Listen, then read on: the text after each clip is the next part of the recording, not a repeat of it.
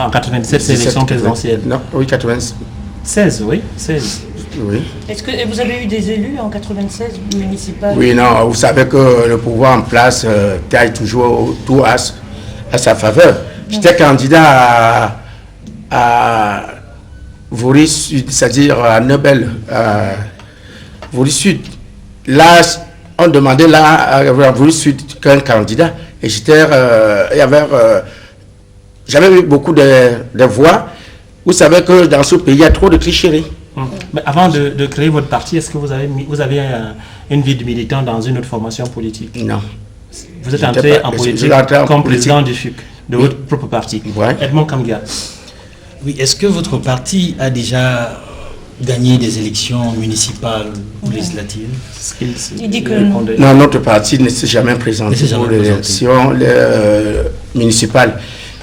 En 96, comme on avait des candidats, nous on a eu toujours le rejet, on a rejeté en disant que cette fois-là que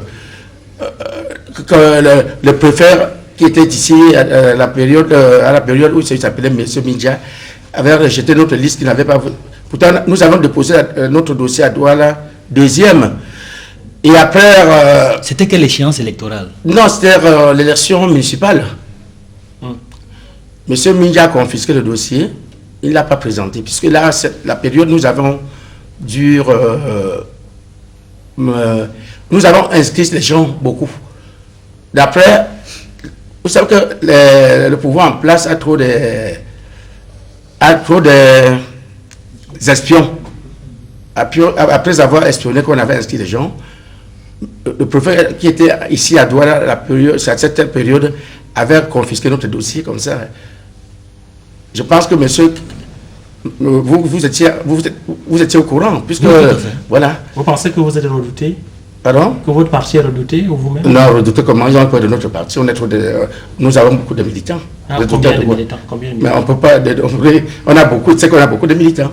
Omer Badi. Alors, puisque vous dites que les élections sont mal organisées au Cameroun, je suppose que si vous êtes élu au soir du 9 octobre, président de la République du Cameroun, vous allez certainement apporter des réformes ou bien des solutions pour qu'il y ait un processus électoral plus consensuel et peut-être plus efficace et transparent. Quelles seraient les deux principales améliorations que vous apporterez au processus électoral? Ce que je pourrais d'abord faire, c'est de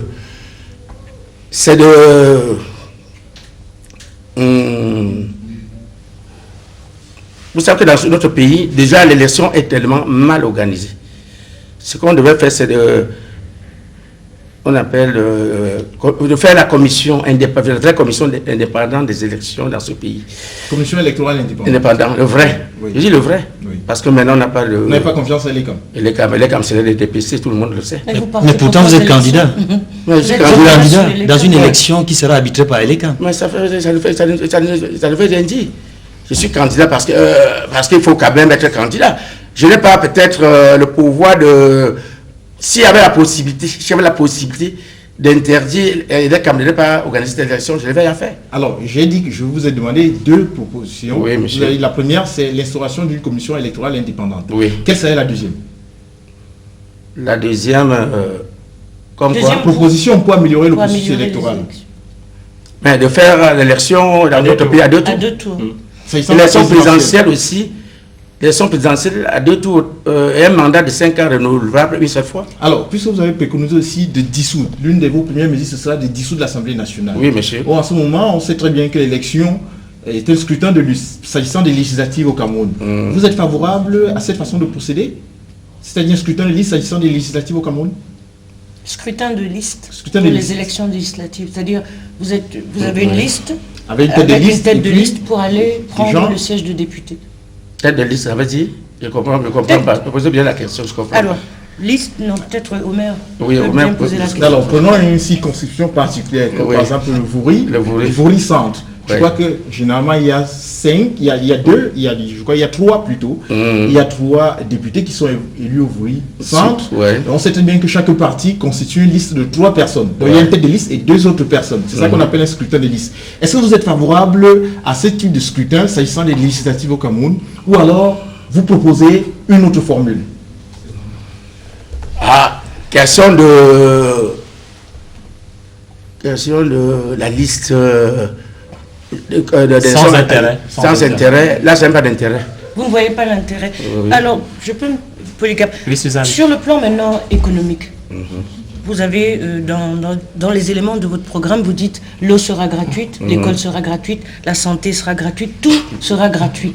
Mais pour que tout soit gratuit, vous allez faire quoi? Comment vous allez financer cette gratuité de l'eau, de l'école, etc. C'est pas moi qui dois financer, c'est le Camerounais qui doit financer. Vous-même, vous allez financer. C'est-à-dire que vous allez instaurer une taxe alors? Je ne vais pas instaurer la taxe. Il y a de l'argent dans ce pays. Oui.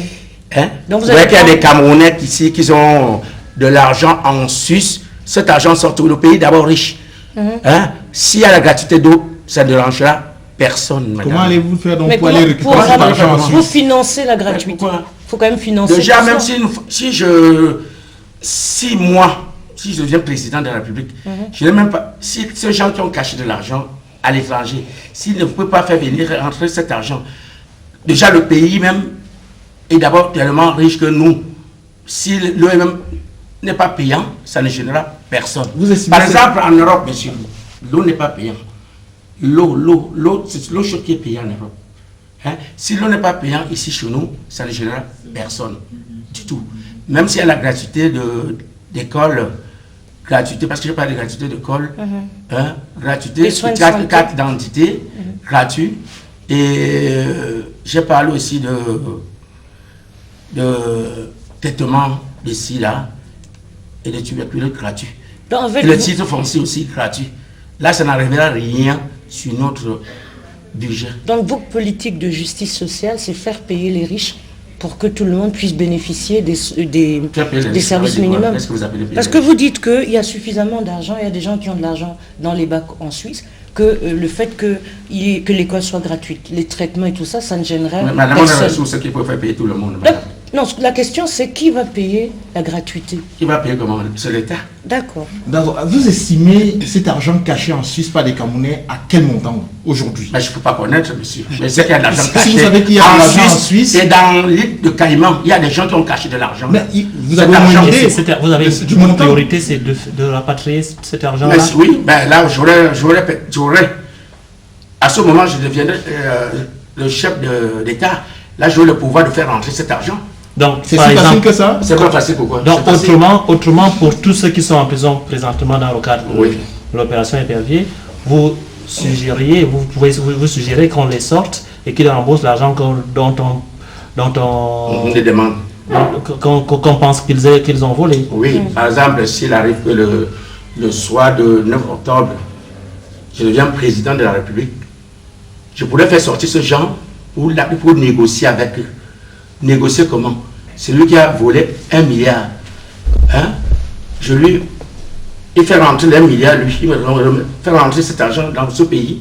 Et moi, les 30%, lui laisse avec ça pour travailler avec. Et là, ce monsieur ne pourra plus travailler dans le service public.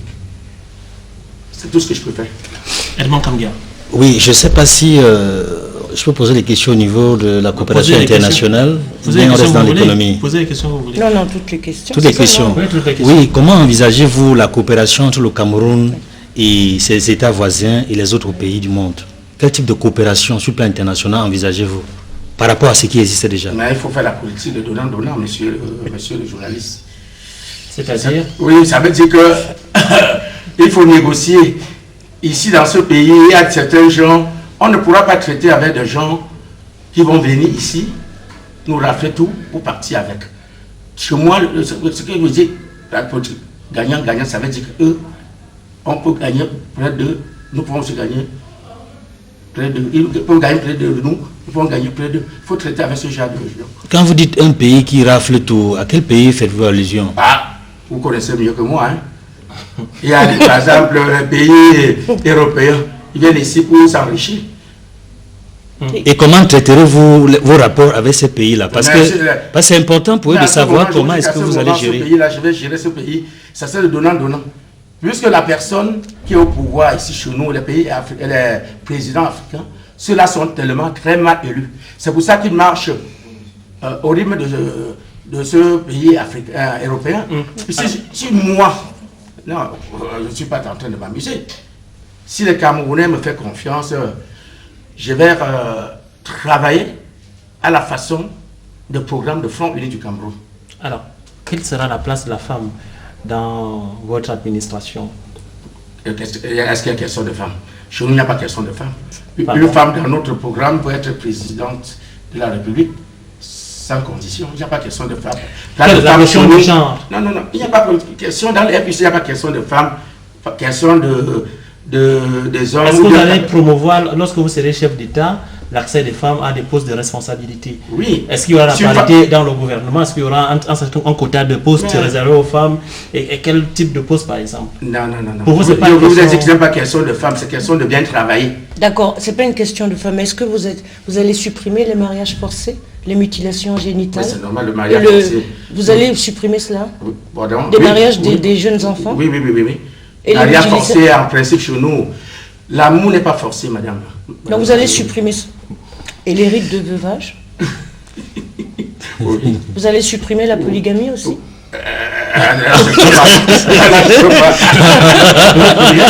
Non, c'est pas polygame. Mais je ne peux pas supprimer.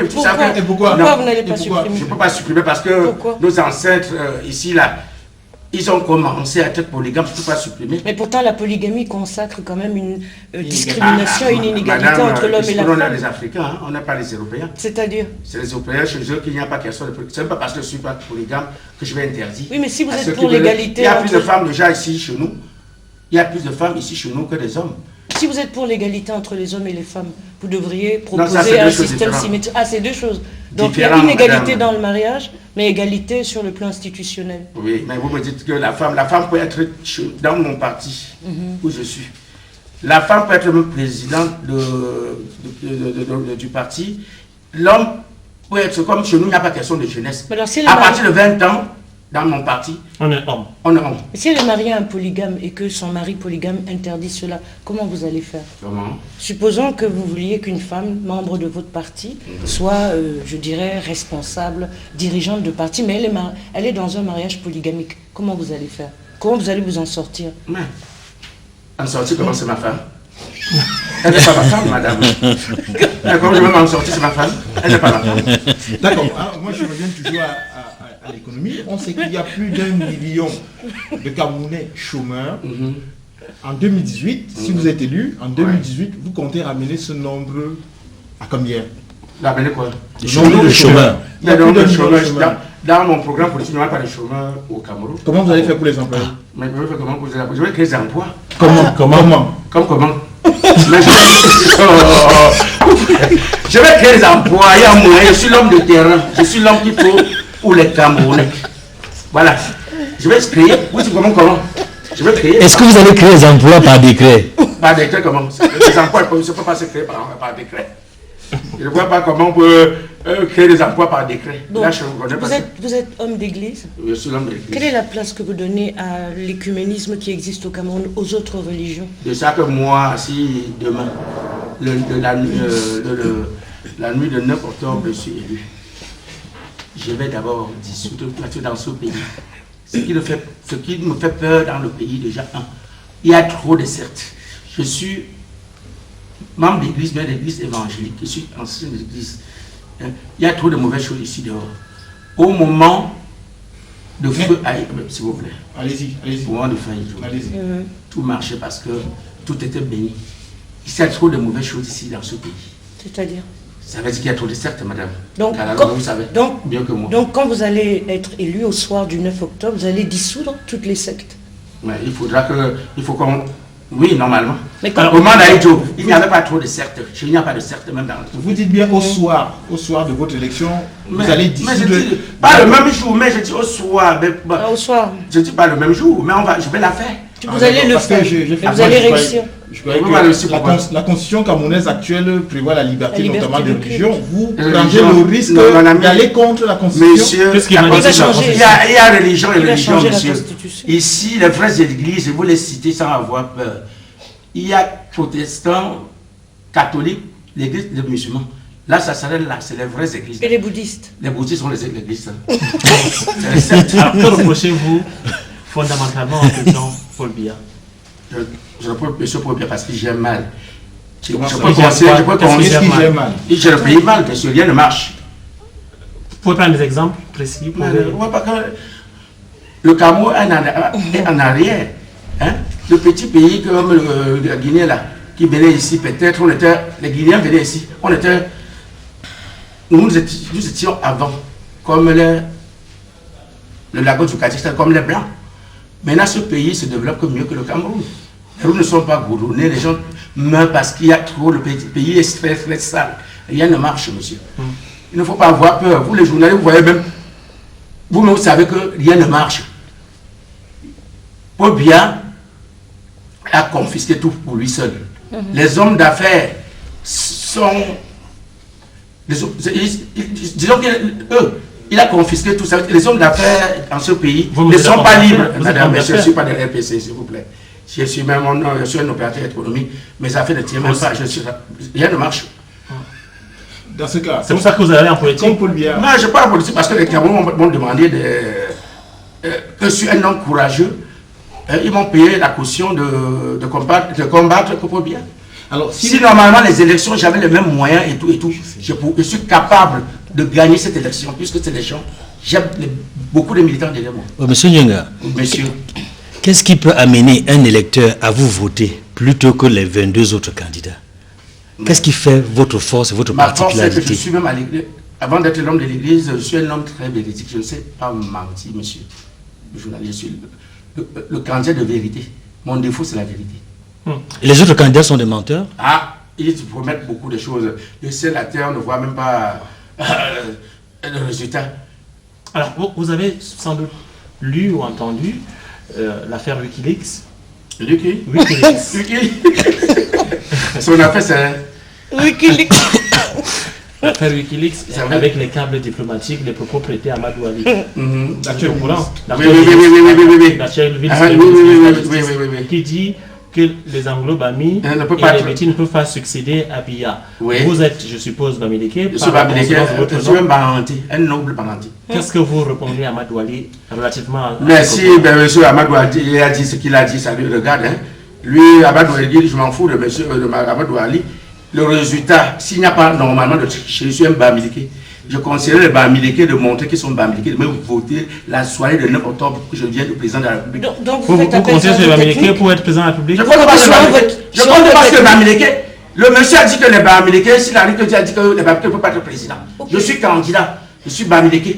Si je suis bien élu, comment? Est-ce qu'on doit vous voter parce que vous êtes... Non, on ne peut pas voter. Pourquoi? Est-ce qu'on doit voter parce que vous êtes Bamileke? Non, je ne peux pas dire. Non.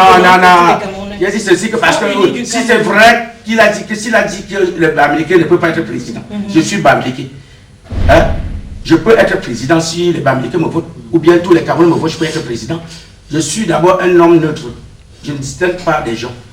Pour moi, nous, dans l'église, un Camerounais, c'est un Camerounais. Chez nous, dans le FPC, même un Toupouri, même un Nordiste, même un Bassa peut être président. Ils sont Camerounais. Même les anglophones. Et que pensez-vous du tribalisme? Tribaliste, ça dépend des gens qui veulent être tribal. Moi, je ne suis pas tribal, moi. Tous mes amis, c'est vrai. Je ne suis pas tribal. Donc je travaille avec toutes les races. Donc vous aurez une politique d'unité nationale. C'est normal. Comment ça va s'exprimer? Comment ça va s'exprimer? Comment? Ça, c'est... Chez moi, je vous ai dit que dans notre parti, on a tous les ennemis. Je ne suis pas peut-être je ne suis pas le président peut-être des Bangantiers, c'est le président de tous les Camerounais, de tous les 300 ennemis. Alors, vous voulez être président de la République du Cameroun. Est-ce que vous connaissez, vous pouvez dire comme ça, la superficie du Cameroun? Pardon? Vous ne connaissez pas vous-même, c'est élémentaire. Pardon? C'est élémentaire. Oui, mais vous répondez. Je connais. Donnez-nous donc la superficie du Cameroun. Je ne suis pas venu pour donner la superficie du Cameroun. Non, mais juste c'est un pays que vous avez gouverné. Je ne suis pas venu pour ça, monsieur. Vous êtes venu pas à l'école. C'est la question que vous devez poser la question aux enfants de l'école primaire. Donc, quelle question on devrait vous poser sur la surface du Cameroun quand même? Parce je la connais, c'est élémentaire, mais là, je peux aller. Non, parce qu'il y a une conséquence à mais sa si question. Je ne connais pas, c'est son problème. Tout le monde connaît. Je ne peux pas. D'accord. Supposons que vous vouliez faire des infrastructures routières. Moi, je la connais, madame, je ne peux pas. Non, je ne suis pas sur ça, mais si vous devez faire ça, comment vous allez le faire? C'est une question élémentaire. Oui. Et notre devise, par exemple, est-ce que vous pensez qu'on doit la maintenir en l'état ou bien vous voulez changer quelque chose dans notre devise? Je veux la changer. Quelle est-elle? Qu'est-ce qui vous gêne dans cette devise-là? La devise, je la ramène à unité, progrès, égalité. Unité, progrès, égalité. Ouais. Donc, vous êtes contre l'actuelle devise? Paix, travail, patrie. Paix, travail, patrie. Puisque paix, travail, patrie, ça ne marche pas, il faut changer. Et donc, cette devise que vous nous déclamez là, c'est la devise du FUC? Mais c'est normal. Unité, progrès, égalité. Progrès. Égalité. Alors, j'ai quand même remarqué une chose, que vous avez dit que vous signerez le pacte pour le développement rural de Bernard Diongaël. Je n'ai jamais dit ça, monsieur. Je n'ai jamais signé. Il m'a consulté, mais je ne l'ai pas signé. Et je n'aime pas le mot. Je vous en prie. Oh, d'accord. Vous avez dit que vous signerez après l'élection. D'après lui. Mais je ne vous ai pas parlé de ça, c'est lui qui vous a parlé. Non, j'ai consulté. Je vous avais consulté, on ne m'a pas consulté. J'ai recueilli quelques informations. Mais de lui, pas de moi. De lui. Qu'est-ce qui vous empêche donc de signer? Je n'aime pas déjà le mot pacte. Ça m'intéresse pas le mot. Vous n'aimez pas être lié? Non, oui, pacte. Ce mot-là ne me plaît pas, le nom pacte. Non, mais quelle serait donc votre politique agricole? S'il lui disait au moins signer convention ou quelque chose comme ça, il doit signer, peut-être. Mais les pactes, messieurs, ça peut... Ça vous enferme, là? Oui, là, je ne peux pas. Donc, vous êtes S'il change la dénomination, vous signez? Peut-être. Bon, mais la dénomination ne m'intéresse pas déjà. Quelle serait votre politique agricole, puisqu'on sait que l'agriculture, c'est quand même la mamelle du Cameroun? Oui, mais l'agriculture au Cameroun, normalement, je donnerais les engrais déjà aux planteurs gratuitement et mettre des voitures. Le président Biya vient de le faire. Comment? Il a fait quand? 2 milliards, mardi dernier. Peut-être, c'est pour ça que vous nous invitez ici. Nous donnons notre programme et Biya, il se met à tricher. Vous savez que lui, il a l'accès de tout. Il y a des moments ici que vous, les journalistes, vous dites que les partis politiques n'ont pas de programme. Vous ne savez pas que pour créer un parti, si vous n'avez pas de programme politique, on ne peut pas légaliser votre parti. Tout le monde a un programme. Non, je parle pour tous les supposants. Alors, votre programme donc, sur le plan agricole. Non, je vous ai dit que la vraie gratuit. Seulement mettre aussi. Oh, laissez-moi parler. Excusez-moi, monsieur Dionga. Nous mettrons aussi les bus pour transporter des planteurs de leurs champs à leur domicile. Il y a déjà ça. S'il n'y a pas de route? S'il n'y a pas de route, nous on va faire gronner toute la route. Même pour ceux qui ont des champs juste à l'arrière de leur maison? C'est vous qui ne voyez pas, peut-être vous parlez avec la peur. Le Cameroun, alors, le diamant, le pétrole, un peu de tout. Il y a de l'argent dans ce pays. Les 6 000 en Europe, en France, là, qui viennent piger chez nous de l'argent, c'est 650 000 francs CFA. Qu'est-ce que l'agriculture vient faire dans l'or, le diamant et autres? Qu'est-ce que l'agriculture vient faire là-dedans? Mais je vous dis que le pays est riche, parce que vous dites toujours faire comment? Pour avoir peut-être les moyens pour ça.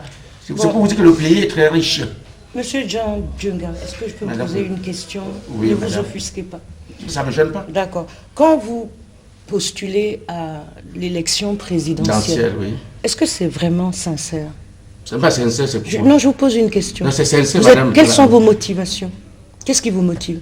Je vous ai dit que les Camerounais souffraient beaucoup. C'est pour ça que j'ai mis ma candidature. C'est pour les enlever dans la misère. Les Camerounais souffrent. Et vous êtes là, vous n'êtes pas tranquille, vous n'êtes pas libre. Vous êtes sûr de ça, monsieur? Je suis sûr de ça. Est-ce que vous pensez qu'avec votre discours, on peut penser que vous pouvez... Monsieur, non, les gens qui me connaissent, vous ne me connaissez pas bien. Les gens qui me connaissent que je parle un bon langage. Je n'ai peur de personne, j'ai peur de tout le monde. Donc vous pensez que là, vous avez des arguments... Vous encadrez combien de personnes dans votre famille? Mais beaucoup, je suis un chef de famille. Je suis déjà un chef de famille. Vous nourrissez beaucoup de personnes. Pardon? Vous nourrissez, donc vous voulez changer la vie des Camerounais. Les Camerounais, vous faites souvent des sondages. Même quand, avant, je voyageais beaucoup. Les Camerounais, je les aide sans distinction de peau. J'aide les Camerounais comme ça quand j'ai Dieu me donne de l'argent. Alors, puisque vous êtes, vous nous avez fait comprendre que vous êtes un dirigeant, vous avez été un dirigeant sportif. Oui. Prenons le cas du football, et principalement de l'Africa Foot. Comment comptez-vous décanter cette situation quand on sait que depuis plus d'une décennie, une seule équipe ou un groupe continue de diriger l'Africa Foot malgré tous les contentieux qu'il y a eu entre cette Africa Foot et le ministère des Sports? Ah, vous savez que c'est moi, je suis le dirigeant de football côté, j'organisais le tournoi pour Club Maman qui marchait un peu bien ici au Cameroun. L'Africa Foot, vous savez que c'est un groupe de gens qui gèrent le football à leur propre compte. Je ne peux rien. Je suis Étant président de la République, vous ne pouvez rien. Mais non, je dis maintenant là. Je vous pose la question, pourquoi vous deviendrez président de la République, je ferai tout pour qu'on organise les vraies élections à la FECAFOOT. Comment ça? Vous savez que le président actuel, le président de FECAFOOT, c'est son militant.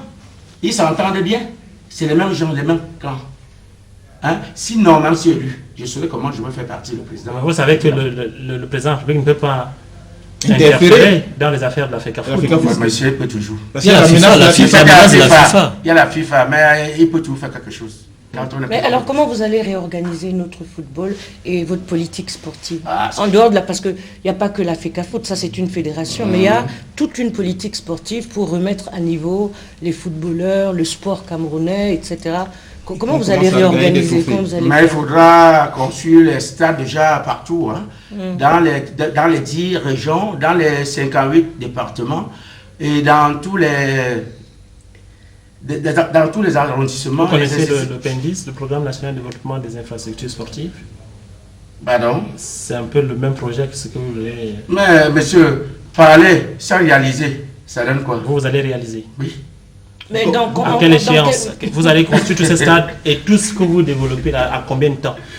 Vous avez dit que vous allez ramener le mandat à 5 ans, une fois. Oui. Vous pensez que c'est dans vous vous projetez en quelle année pour que le Cameroun soit... Mais mon premier mandat, monsieur le journaliste, je suis déjà un homme de terrain, je connais les problèmes de Camerounais. Hein? Je ne serai pas un président qui va rester dans les bureaux pour donner les ordres. Je suis l'homme de terrain. Quelle est votre ambition pour le Cameroun? Est-ce que vous pensez à faire du Cameroun un pays émergent? Et dans quel horizon? Un vrai bon pays émergent. Puisqu'il y a des gens qui font la campagne de promesses qui ne se réalisent jamais. Si les Camerounais étaient des gens un peu intelligents, ils devront tout faire pour ne pas voter le monsieur qui est au pouvoir. Puisque ce monsieur, tous les ans, il dit les mêmes choses. Depuis 30 ans, il ne réalise pas. Et je me dis aussi que je conseillerais mes frères camerounais, si ce n'est pas même moi, le président de la famille du Cameroun qui vont voter, qu'ils font tout pour voter l'opposition. L'opposition. Alors justement, justement. Pensez à qui? Oui.